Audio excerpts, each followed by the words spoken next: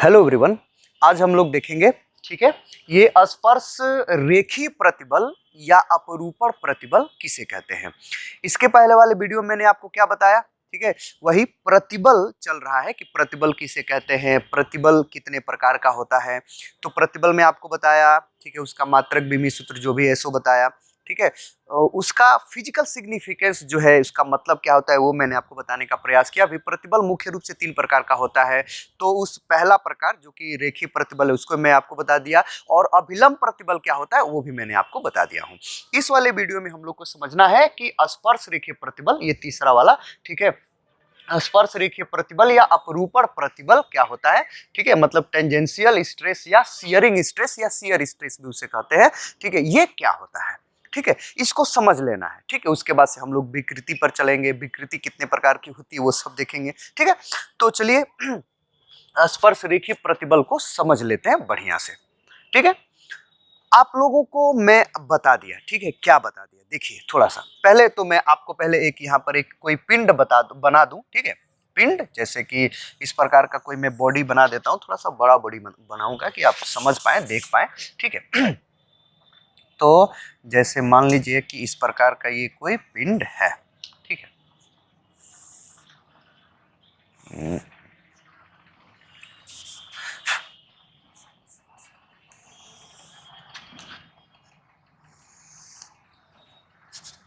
ठीक है, समझ में नहीं अभी, चलिए ठीक है, कोई दिक्कत नहीं है, थोड़ा सा इसको और छोटा कर लेता हूँ, ठीक है, ये इतना बड़ा ऐसे है, और यहाँ पर एक और भी मैं ऐसे खींच देता हूँ, ठीक है,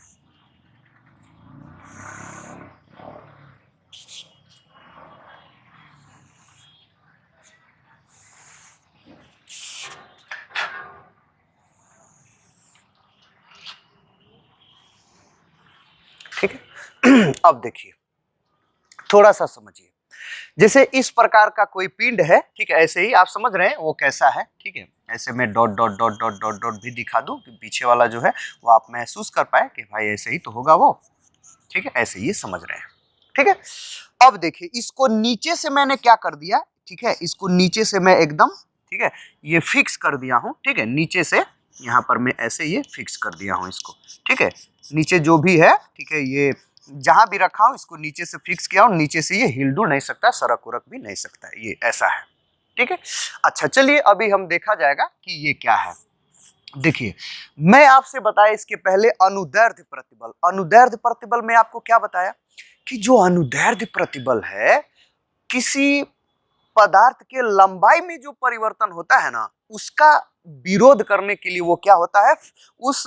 पिंड में, उस पदार्थ में क्या होता है, उत्पन्न होता है, ठीक है। लंबाई, लंबाई नहीं बढ़े, लंबाई नहीं बढ़े भैया, ठीक है, लंबाई में परिवर्तन का विरोध करने के लिए किसी पदार्थ में वो कौन सा उत्पन्न होता है, ये अनुदैर्ध्य प्रतिबल उत्पन्न होता है। आयतन न बढ़े घटे, आयतन न बढ़े घटे, आयतन में परिवर्तन का विरोध करने के लिए उस पिंड में कौन उत्पन्न होता है, ठीक है, वो अभिलंब प्रतिबल उत्पन्न होता है। लेकिन लेकिन ठीक है, ये स्पर्श रेखीय प्रतिबल या अपरूपण प्रतिबल किसका विरोध करने के लिए उत्पन्न होता है, उसको आप लोग को क्या करना है, देखना है, ठीक है। तो वो इस प्रकार का है, कोई पिंड जैसे मान लीजिए नीचे से मैंने फिक्स कर दिया, ये समझा रहा हूं, नहीं तो वैसे तो आप कई प्रकार से समझेंगे, ठीक है। और इसका ये वाला जो पृष्ठ आप देख रहे हैं ना, ये वाला पृष्ठ, ठीक है, देख रहे हैं, ठीक है, इस पृष्ठ पर मैं एक बल लगा रहा हूं, बल लगा रहा हूं, लेकिन भैया ऐसे नहीं लगा रहा हूं, ऐसे नहीं, ऐसे लगाऊंगा ना, जो अगर ये ऐसे में बल लगा दिया तो ये दब जाएगा, आयतन में परिवर्तन होने लगेगा, तो यहाँ पर वो अभिलंब प्रतिबल उत्पन्न हो जाएगा, समझ रहे हैं, ठीक है। मैं ऐसे नहीं लगाऊंगा, अभिलंब किसी पृष्ठ के अभिलंब तो वो नहीं मैं बल लगाऊंगा, ठीक है, कहाँ लगाऊंगा, कैसे लगाऊंगा, स्पर्श रेखीय, माने इस, ये जो पृष्ठ है ये वाला, इस पृष्ठ के स्पर्श करता हुआ मैं क्या करूंगा, ऐसे ये बल एक में ऐसे लगाऊंगा, देखिए ऐसे में क्या किया, ऐसे ये बल लगाया, ठीक है, ये कितना बल है, मान लीजिए ये एफ है, और जब मैं ऐसे बल लगाऊंगा तो नीचे तो फिक्स है, ठीक है, ये फिक्स होना ही भी चाहिए, ठीक है, तो ये क्या हो जाएगा, ये सब कुछ तो ये तो एकदम हिले डुलेगा नहीं, ये वाला खिसक जाएगा उधर, खिसकेगा कि नहीं, आप समझ रहे हैं, ठीक है, खिसकेगा कि नहीं, खिसकेगा ना, ठीक है। ये जो है खिसक जाएगा। कितना खिसकेगा, जब मैं बल लगाऊंगा तो इधर खिसकेगा, लेकिन खिसकने का ये वाला पृष्ठ, बस ये वाला पृष्ठ उधर खिसकेगा और कुछ नहीं। कैसे खिसकेगा, थोड़ा सा खिसकने वाले को अगर मैं आपको बताने का प्रयास करूं कि कितना खिसका कैसे, ठीक है, तो आप इस बात को ऐसे क्या कर सकते हैं, समझ सकते हैं, ठीक है। ठीक है, इसको थोड़ा सा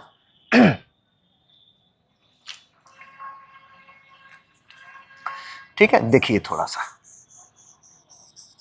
खिसका कि नहीं, थोड़ा सा देख रहे हैं, थोड़ा थोड़ा दिख रहा होगा, मतलब स्पष्ट हो रहा होगा आप लोगों को, ठीक है। यहां पर देखिए, ये जो है गड़बड़ हो रहा है, एक सेकेंड, ठीक है।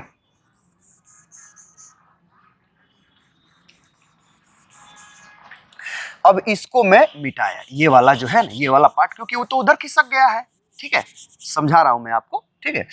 ये जो पहले इतना था, ठीक है, चलिए इसका नाम दे लेते, ए बी सी डी, ये था ना, समझ रहे हैं। अब ये वाला जो इतना ये पार्ट था, ये वाला ये वाला ये वाला इतना, ये वाला,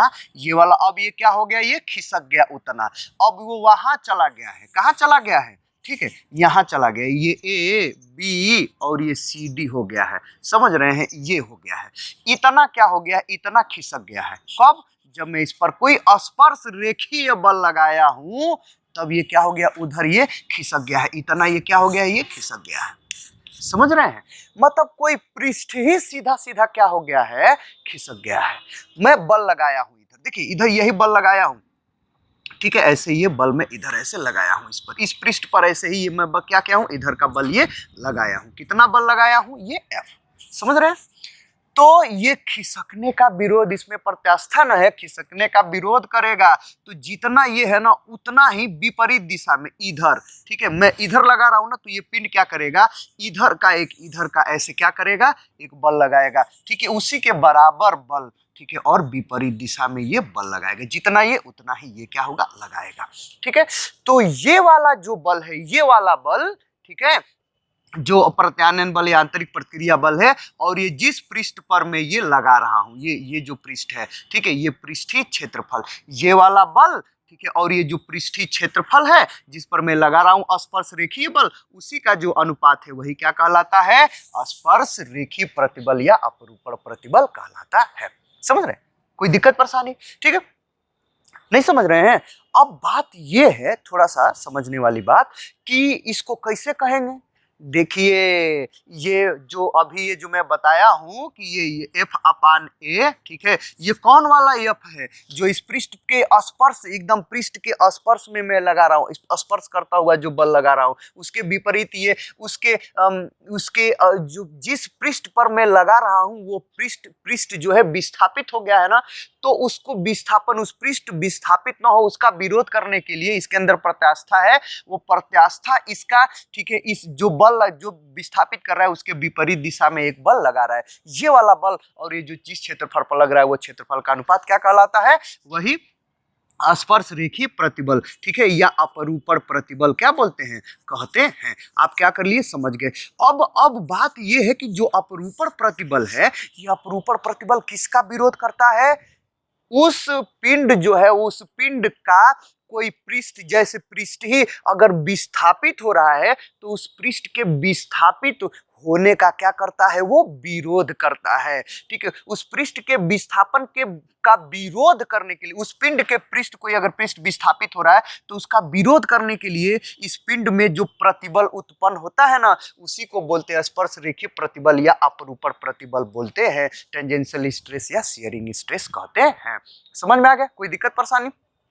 समझ में आ गया, ठीक है। जैसे कि यही है, ठीक है, यही जैसे मान लीजिए ये है, मैं यहाँ पर बल लगाऊंगा ना, ठीक है, तो ये क्या हो जाएगा, यहाँ पर ऐसे मैं बल लगाऊंगा, ऐसे एकदम ऐसे मैं बल लगाऊं ऐसे, तो ये हो जाएगा, ये इधर चला जाएगा, ये फिक्स, थोड़ा सा ये टेढ़ा हो जाएगा, समझ रहे, ये ऐसे हो जाएगा, ठीक है। तो इसका विरोध करने के लिए ये खुद ये पिंड एक लगाता है, जो प्रतिबल जो उत्पन्न होता है प्रतिबल, उसका विरोध करने के लिए उसको हम क्या बोलते हैं, ठीक है, स्पर्श रेखीय प्रतिबल या अपरूपण प्रतिबल कहते हैं। नहीं समझ में आ रहा है, ठीक है। तो आप जो भी ये है, मतलब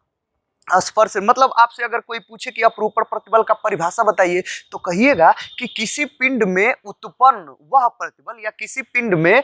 ठीक है, किसी पिंड में उत्पन्न वह प्रतिबल जो उस पिंड के किसी पृष्ठ के, ठीक क्या हो, मतलब उस पृष्ठ के, मतलब उस पिंड के पृष्ठ के विस्थापन का क्या करता हो, विरोध करता हो। पृष्ठ अगर विस्थापित हो रहा है इस प्रकार से, ठीक है, तो उसका क्या है, विरोध करता है। तो उस पृष्ठ के विस्थापन को, पृष्ठ डिस्प्लेस न हो उसका विरोध करने के लिए जो प्रतिबल उत्पन्न होता है उसको क्या बोलते हैं, अपरूपण प्रतिबल या स्पर्श रेखीय प्रतिबल कहते हैं। इसका भी मात्रक वही फार्मूला एफ अपान ए होगा, वही मात्रक पास्कल होगा, मतलब न्यूटन प्रति मीटर स्क्वायर होगा, और कोई दिक्कत परेशानी नहीं है।